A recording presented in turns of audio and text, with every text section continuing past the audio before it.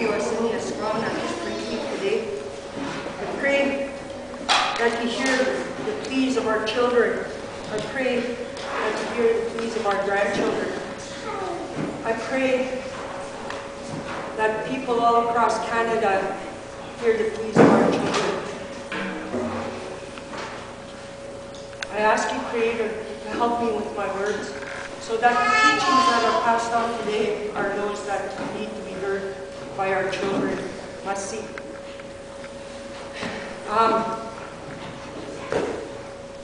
I've been fighting this fight, trying to protect our land, protect our inherent rights, protect our culture.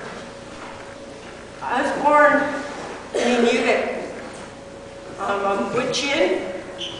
I'm a member of LKFN. I lived in the Detro region. I lived in Tikiko since I was 12 years old. The culture and the traditions that I'm learning and passing on to my children come from my elders in the Detro region.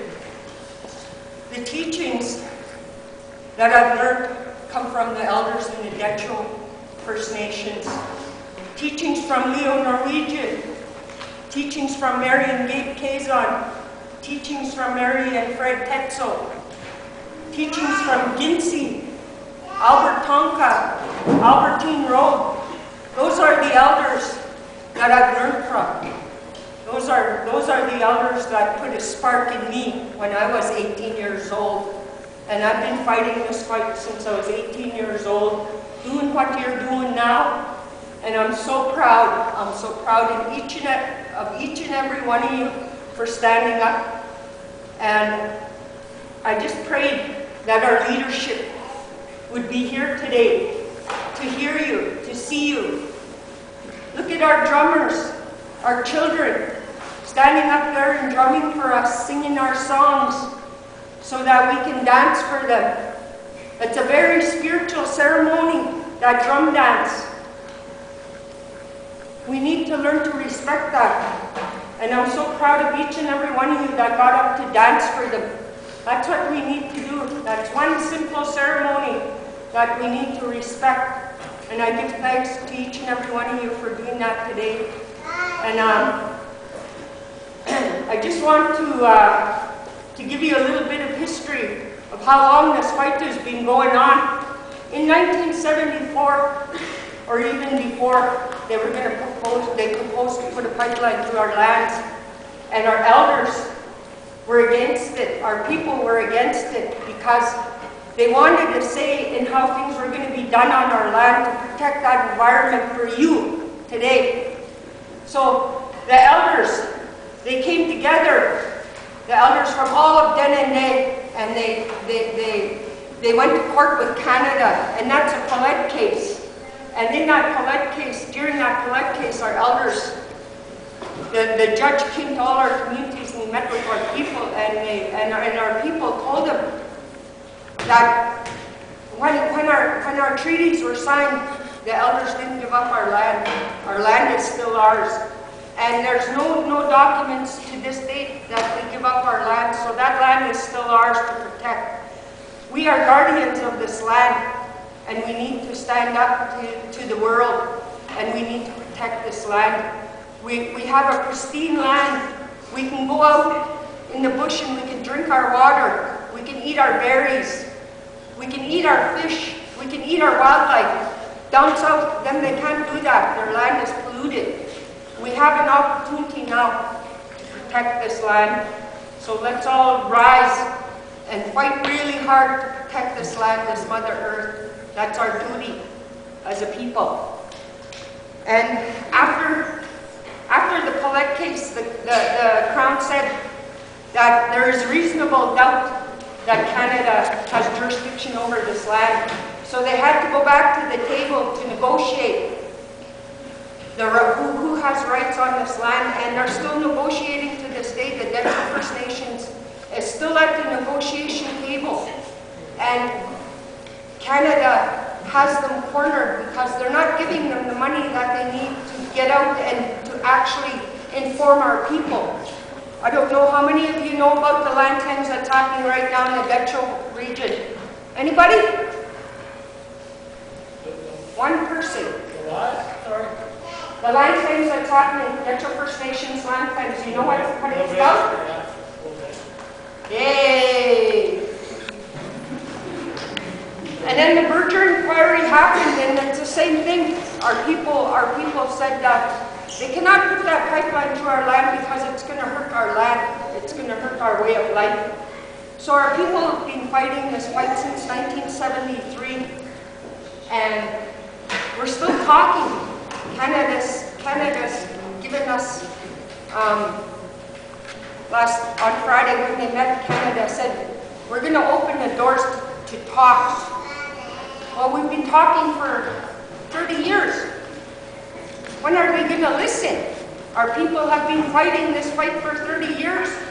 They've been crying that we need to protect our land. We need to govern ourselves. We have that inherent right to govern ourselves. We have to think of ourselves before the treaties were signed. We were people from this land, and today, when somebody says, where do you come from? I say, I come from this land. I come from the land because I live off the land. I harvest off the land. I go and I pray on the land. So I come from the land. I can't live without that land. I can't see my grandchildren living without that land.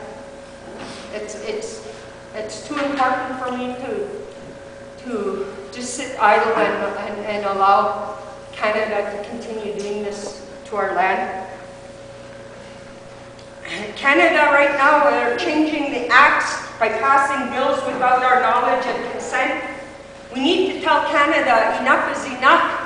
They need to start consulting with our people when they change acts that affect our inherent rights to govern ourselves, our inherent rights to protect this land.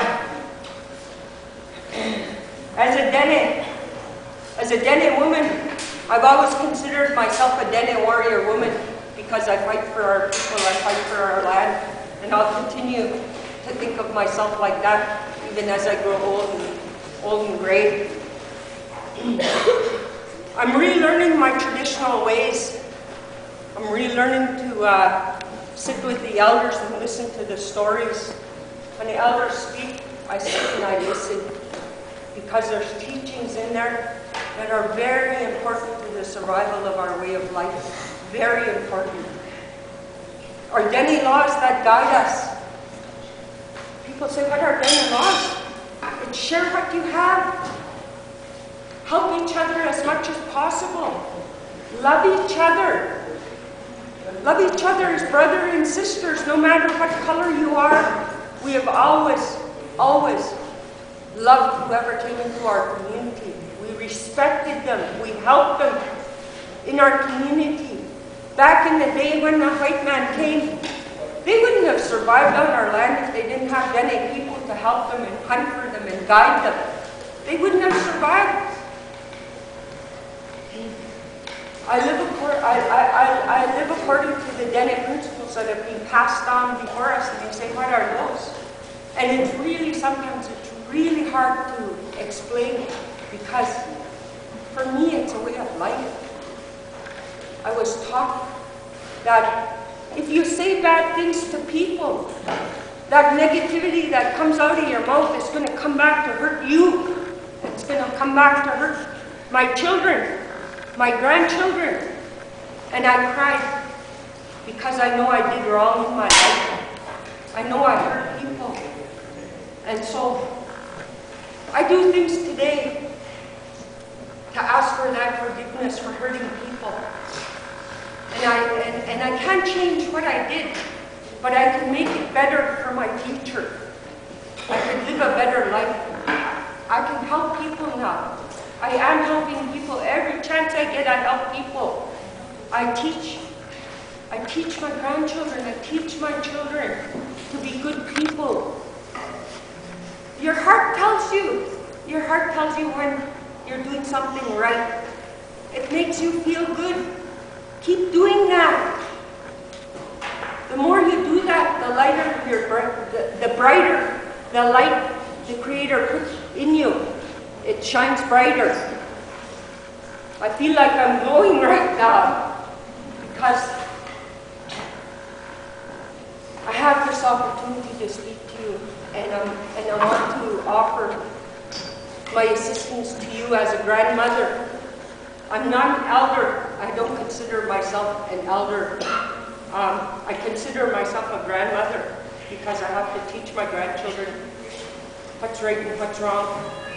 So I offer that to you as well. Any information you want, you can come and ask me anytime. You can call me into the school. I'll come and talk. Anytime you want knowledge about the past, anything that I know, I'll help you with. So, to the people of Denendeh, to the people of the Detro region, to the people of Canada, it is time to wake up and exercise our inherent rights, to protect our land, to govern ourselves, and to respect all living things. Everything has a spirit. Everything is connected. If one thing is sick, it makes us all sick. So let's start looking at it that way, and let's protect everything on this land. Everything that Mother Earth is providing us, we need to protect that right now. And I want to thank you for inviting me to speak. Merci.